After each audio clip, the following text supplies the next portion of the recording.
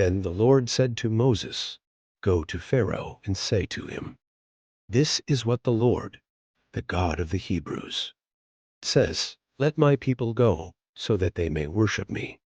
If you refuse to let them go and continue to hold them back, the hand of the Lord will bring a terrible plague on your livestock in the field, on your horses, donkeys and camels, and on your cattle, sheep and goats.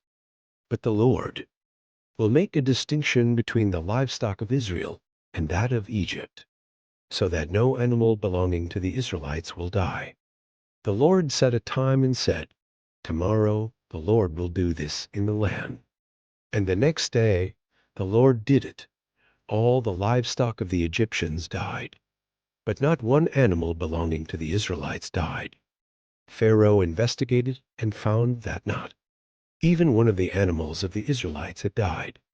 Yet his heart was unyielding, and he would not let the people go. Then the Lord said to Moses and Aaron, "Take handfuls of soot from a furnace and have Moses toss it into the air in the presence of Pharaoh.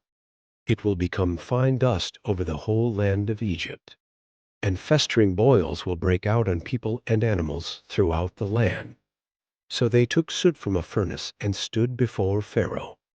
Moses tossed it into the air, and festering boils broke out on people and animals. The magicians could not stand before Moses because of the boils that were on them, and on all the Egyptians. But the Lord hardened Pharaoh's heart, and he would not listen to Moses and Aaron, just as the Lord had said to Moses. Then the Lord said to Moses, "Get up early in the morning, confront Pharaoh, and say to him, 'This is what the Lord, the God of the Hebrews, says, Let my people go, so that they may worship me. Or this time I will send the full force of my plagues against you and against your officials and your people, so you may know that there is no one like me in all the earth. For by now I could have stretched out my hand and struck you and your people with a plague that would have wiped you off the earth. But I have raised you up for this very purpose, that I might show you my power, and that my name might be proclaimed in all the earth. You still set yourself against my people, and will not let them go. Therefore, at this time tomorrow, I will send the worst hailstorm that has ever fallen on Egypt, from the day it was founded till now. Give an order now to bring your livestock and everything you have in the field to a place of shelter, because the hail will fall on every person and animal that has not been brought in and is still out in the field, and they will die." Those officials of Pharaoh who feared the word of the Lord hurried to bring their slaves and their livestock inside. But those who ignored the word of the Lord left their slaves and livestock in the field. Then the Lord said to Moses, "Stretch out your hand toward the sky, so that hail will fall all over Egypt, on people and animals, and on everything growing in the fields of Egypt." When Moses stretched out his staff toward the sky, the Lord sent thunder and hail, and lightning flashed down to the ground. So the Lord rained hail on the land of Egypt. Hail fell and lightning flashed back and forth. It was the worst storm in all the land of Egypt since it had become a nation.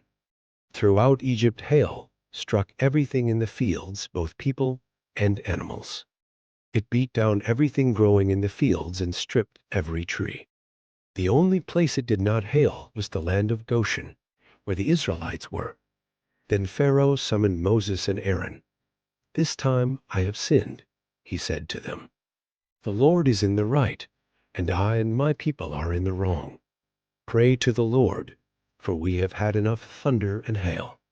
I will let you go. You don't have to stay any longer." Moses replied, "When I have gone out of the city, I will spread out my hands in prayer to the Lord. The thunder will stop, and there will be no more hail, so you may know that the earth is the Lord's. But I know that you and your officials still do not fear the Lord God." The flax and barley were destroyed, since the barley had headed and the flax was in bloom. The wheat and spelt, however, were not destroyed, because they ripened later. Then Moses left Pharaoh and went out of the city. He spread out his hands toward the Lord.